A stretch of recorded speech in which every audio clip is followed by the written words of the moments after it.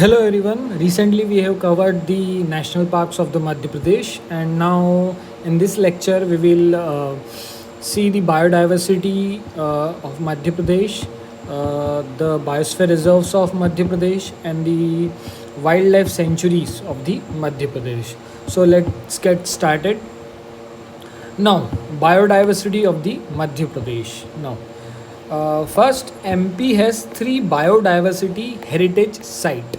ये वर्डिंग्स याद रखना, 3 बायोडाइवर्सिटी हेरिटेज साइट्स हैं. Okay, first is Patalkot, Chhindwara में है. पातालकोट कहाँ पे है? छिंदवाड़ा में है. नारो हिल्स सतना में है. और अमरकंटक जो है वो अनूपपुर में, जहाँ से रिवर नर्मदा ओरिजिनेट होती है.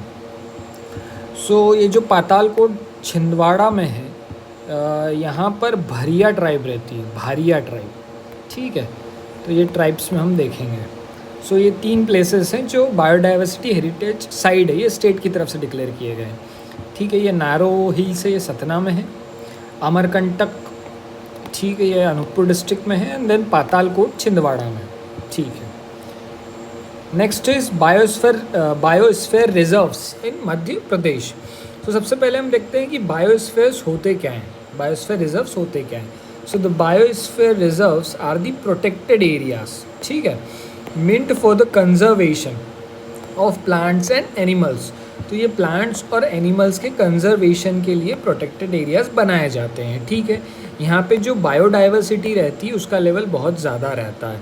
फ्लोरा फोना अच्छा खासा होता है, बारिश अच्छी होती है. तो गवर्नमेंट इनको प्रोटेक्ट करती है, गवर्नमेंट भी प्रोटेक्ट करती है. और यूनेस्को का जो एक मैप प्रोग्राम है वो भी देखेंगे हम, तो वो भी इन चीज़ों को रिकॉग्नाइज़ करता है. अब बायोस्फीयर रिजर्व तो देख लिए, ये होता है कि ये एक प्रोटेक्टेड एरिया है जो कंजर्व करता है प्लांट्स और एनिमल्स को. ठीक है. अब ये 3 पार्ट में डिवाइड होता है. ठीक है, ये पहला सर्कल, ये दूसरा सर्कल और ये तीसरा सर्कल. ये जो सबसे अंदर है इसको बोलते हैं कोर एरिया. ठीक है. अब कोर एरिया ये जो होता है ये रेस्ट्रिक्टेड एरिया होता है, क्योंकि यहाँ पर बहुत ही एंडेमिक स्पीसीज मिलती है जिनको बचाना होता है. ठीक है. नाउ जो ये जो कोर और इसके बीच में है, ये जो सेकंड सर्कल है, ये जो जोन है बीच का, इसको बोलते हैं buffer zone. Second is buffer zone.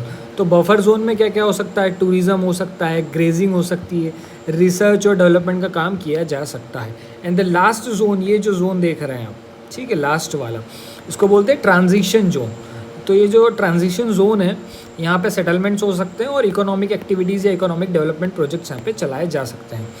तो ये बायोस्फीयर रिजर्व है. एक कोर एरिया होता है जो पूरा ही रेस्ट्रिक्टेड रहता है. देन बफर जोन, कुछ एक्टिविटीज़ अलाउड रहती है. थर्ड इज़ ट्रांजिशन जोन, जहाँ पे इकोनॉमिक डेवलपमेंट हो सकता है. अब यूनेस्को देखते हैं. तो ये यूनेस्को एक इंटरनेशनल ऑर्गेनाइजेशन है, United Nation Education Scientific Council Organisation. ठीक है, ये यूनेस्को का फुल फॉर्म है. ठीक है. तो यूनेस्को एक प्रोग्राम चलाती है, map, that is man and biosphere programme.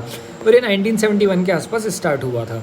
ये जो भी हॉटस्पॉट एरियाज़ होते हैं या जो भी हाईली बायोडाइवर्सिटी एरियाज़ जो रहते हैं, उनको ये UNESCO world heritage site declare करता है या यूनेस्को बायोस्फीयर रिजर्व प्रोग्राम में इंक्लूड करता है. ठीक है. अब इंडिया में ऐसी 18 साइट्स हैं. ठीक है. और एमपी में उसमें से 3 आती है. सो हम एक एक देख लेते हैं. फर्स्ट जो है वो है पचमढ़ी, जो कि नर्मदापुरम डिस्ट्रिक्ट में है. सेकंड है अचानक मार्ग, जो अमरकंटक अनूपपुर डिस्ट्रिक्ट में है. थर्ड इज़ पन्ना, जो पन्ना और छतरपुर में है. ठीक है. अब ये देख लेते हैं कि एमपी ने इनको 1919 में डिक्लेयर किया था. 1999 में अचानक मार्ग को 2005 में और पन्ना को 2011 में.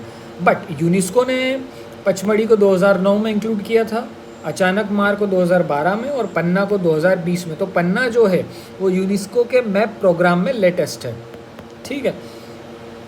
और इनमें से क्वेश्चन आ सकता है कि फर्स्ट कौन है, तो पचमढ़ी, और लेटेस्ट कौन है, तो पन्ना. टोटल कितने हैं? 3. इंडिया में टोटल कितने हैं? 18. ठीक है. नाउ सो ये हमने बायोस्फीयर रिजर्व्स देखे. उसके बाद उससे पहले हमने बायोडाइवर्सिटी ऑफ मध्य प्रदेश में जो बायोडाइवर्सिटी हेरिटेज साइट्स है जो स्टेट गवर्नमेंट की तरफ से डिक्लेयर की गई है वो देखी. Now we will come to the wild life sanctuaries of the Madhya Pradesh. Now what is wild life sanctuary या व्हाट इज़ सेंचुरी? तो it is an area which is deemed under section 26A और section 38 और section 66 sub clause 3 of the wild life protection act of 1972। एक ऐसा area है जिसको deemed किया गया, माना गया सेक्शन 26A के अंदर, सेक्शन 38 के अंदर या सेक्शन 66 सब क्लॉज 3 के अंदर। और ये कौन सा एक्ट है? वाइल्ड लाइफ प्रोटेक्शन एक्ट 1972 के अंदर। तो ऐसे एरिया को हम सेंचुरीज़ मानेंगे। अब ये क्या होता है वाइल्ड लाइफ सेंचुरीज़? तो वाइल्ड लाइफ सेंचुरीज़ क्या है? किसी स्पेसिफिक स्पीसीज़ को प्रोटेक्ट या कंजर्व करने के लिए बनाई जाती है। एमपी में 30+ है, कोई बोलते हैं 25+ है, कोई बोलते हैं 50+ है। तो ये डिपेंड करता है, कोई एग्जैक्ट अमाउंट नहीं है इनका, मतलब एग्जैक्ट नंबर नहीं है ना। और फैक्ट्स पे आते हैं। फर्स्ट सेंचुरी कौन है? तो फर्स्ट सेंचुरी ऑब्वियसली कानाकिसली है जो मंडला में है। ये पहला नेशनल पार्क भी है, पहला सेंचुरी भी है और पहला टाइगर प्रोजेक्ट भी है। तो सेंचुरी 1933 में बना था। लार्जेस्ट सेंचुरी कौन सी है मध्य प्रदेश की? नोरादेही जो सागर में है। स्मॉलेस्ट सेंचुरी रालामंडल इंदौर में है, ठीक है। और जो लेटेस्ट है वो है कर्माझीरी जो सिवनी में बनी है, ठीक है। सो ये सेंचुरीज़ का कुछ फैक्ट्स था। अब इम्पोर्टेंट सेंचुरीज़ देखते हैं। पहली है नोरादेही सेंचुरी है सागर में। इट इज़ द लार्जेस्ट, सबसे बड़ी है ये। और बामनेर रिवर यहाँ से फ्लो करती है। अब काऊ सेंचुरी, ये कंट्री में एकमात्र फर्स्ट सेंचुरी बनी थी अगर मालवा में, ठीक है, और सलारिया विलेज में। तो काऊ सेंचुरी कहाँ? अगर मालवा में। देन है नरसिंहगढ़ सेंचुरी, ये राजगढ़ में है। नरसिंहगढ़ सेंचुरी में एक चिड़ी खोल लेक है। उसके बाद में कश्मीर ऑफ मालवा किसको कहते हैं? तो नरसिंहगढ़ को कश्मीर ऑफ मालवा भी कहते हैं। जो कुंवर चैन सिंह थे वो नरसिंहगढ़ रियासत के राजा थे और इनकी जो छतरी है सीनोटॉप वो कहाँ पर है? सीहोर में है।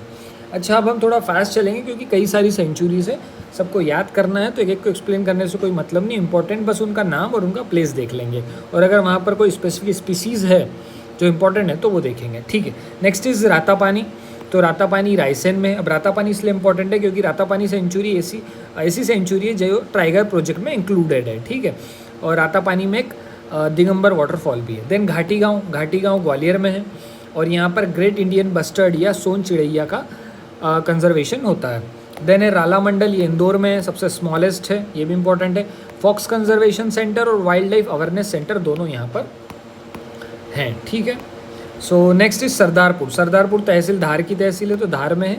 यहाँ पे खरमोर पक्षी जो रहता है और पैराडाइज फ्लाई कीचर, ये स्टेट बर्ड है, दोनों का कंजर्वेशन प्रोटेक्शन हो रहा है। देन सेलाना कहाँ पर है? रतलाम में। और यहाँ पे भी खरमोर और पैराडाइज फ्लाई कीचर का कंजर्वेशन हो रहा है। तो देखो खरमोर और पैराडाइज, यहाँ पर भी खरमोर पैराडाइज, एस से सरदारपुर, एस से सेलाना, तो ये एस से याद रखना। जो एस नाम की सेंचुरीज है वो खरमोर और पैराडाइज को कंजर्व कर रही है। नाउ चंबल सेंचुरी, चंबल कहाँ? मुरैना में। ऑब्वियसली यहाँ पे घड़ियाल, एलिगेटर और गैंगेटिक डॉल्फिन भी मिलेगी, ठीक है। नाउ काली भीत, और इसको काली घोड़ी भी कहते हैं, काली भीत और काली घोड़ी, ये बैतूल में, यहाँ पे बियर भालू का कंजर्वेशन होता है। बगदरा सेंचुरी सीधी में है, यहाँ पे सोन घड़ियाल होता है, इसके प्लेस याद रखो काफ़ी है। करेरा सेंचुरी कहाँ पर है? शिवपुरी में, और यहाँ पर सोन चिड़ैया का होता है। नाउ अदर में सिवा हमको प्लेसेस याद रखने हैं। केन घड़ियाल पन्ना छतरपुर में है। ये सब वाइल्ड लाइफ सेंचुरीज है, ठीक है। आगे मैंने लिखा नहीं है, but these all are the wild life sanctuaries. Kheoni Dewas में है। ओरछा ऑब्वियसली निवाड़ी में है। गंगऊ पन्ना में है। कर्माझीरी सिवनी में है। पनपत्था उमरिया फेन मंडला में है। सिंघोरी रायसेन। बोरी जो है नर्मदापुरम में। बोरी वैली फेमस है किसके लिए? टीक के लिए, ठीक है। देन रानी दुर्गावती, ये भी बहुत इंपॉर्टेंट है क्योंकि ये भी लेटेस्ट टाइगर प्रोजेक्ट में इसको इंक्लूड कर लिया गया है। तो 2 सेंचुरीज हैं, ठीक है। एक तो रानी दुर्गावती सेंचुरी है और एक अपन ने देखी थी, कहाँ गई, रातापानी, ठीक है। तो रातापानी जो रायसेन में है और एक अपनी रानी दुर्गावती जो दमोह में, दोनों टाइगर प्रोजेक्ट में। तो एमपी की 2 सेंचुरीज टाइगर प्रोजेक्ट में इंक्लूडेड है। गांधी सागर डैम भी मंदसौर में ही है और वाइल्ड लाइफ सेंचुरी भी मंदसौर में। मंदाता वाटरफॉल खंडवा में और वाइल्ड लाइफ सेंचुरी भी खंडवा में। सुरमेनिया खंडवा में है। काठियावाड़ा ये अलीराजपुर में है। काठियावाड़ा और फेमस है नूरजहां आम के लिए, तो यहाँ से भी याद रख सकते हैं। पिकॉक और मयूर वाइल्ड लाइफ सेंचुरी झाबुआ में है, ठीक है। बसमान मामा रीवा से रिलेटेड है तो रीवा में है। महात्मा गांधी बुरहानपुर में, महात्मा गांधी सेंचुरी। अहिल्याबाई होलकर कहाँ की थी? इंदौर की, तो अहिल्याबाई वाइल्ड लाइफ सेंचुरी कहाँ होगी? इंदौर में होगी। माधवराव सिंधिया ये श्योपुर में है, ठीक है। सरदार पटेल सीहोर में है। इंदिरा गांधी नरसिंहपुर में है। जमुना देवी कहाँ की थी? धार की, तो जमुना देवी वाइल्ड लाइफ सेंचुरी कहाँ होगी? धार में होगी। राजेंद्र प्रसाद से वाइल्ड लाइफ सेंचुरी हरदा में है। ओंकारेश्वर मंदाता नाम से ही पता कहाँ होगी? खंडवा में। कुछ सेंचुरीज ऐसी है जो या तो तहसील के नाम पे रख दी गई है, यहाँ वहाँ के फेमस पर्सनालिटी के नाम पे रख दी गई है, तो कुछ तो ऐसे ही याद हो जाएगी। अब राघवगढ़ कहाँ पड़ता है? गुना में पड़ता है, तो Raghavgarh wild life sanctuary Guna में है। Doctor Bhimrao Ambedkar wild life sanctuary Sagar में, थोड़ी सी यूनिक है, ठीक है। अब ये है सोनेवानी बालाघाट में है। देन सुरमेनिया खंडवा में है। पेंच कहाँ? पेंच ये इंपॉर्टेंट है, पेंच छिंदवाड़ा में नहीं बल्कि सिवनी में है, ठीक है, ये इंपॉर्टेंट है। देन हम बात करेंगे पचमढ़ी नर्मदापुरम। सिंधोरी रायसेन में, ये भी थोड़ी सी इंपॉर्टेंट है।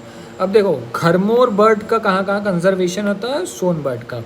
तो खरमोर का होता है सेलाना रतलाम, ऐसे सेलाना, और ऐसे सरदारपुर धार। और सोन बर्ड का घाटी गांव ग्वालियर और करेरा शिवपुरी। ये पूछे गए हैं मोस्टली क्वेश्चंस, ठीक है। अब एलिगेटर कहाँ कहाँ है? चंबल, केन और सोन, ये नदियों में, ऊपर वाली नदियों में मिलेगा।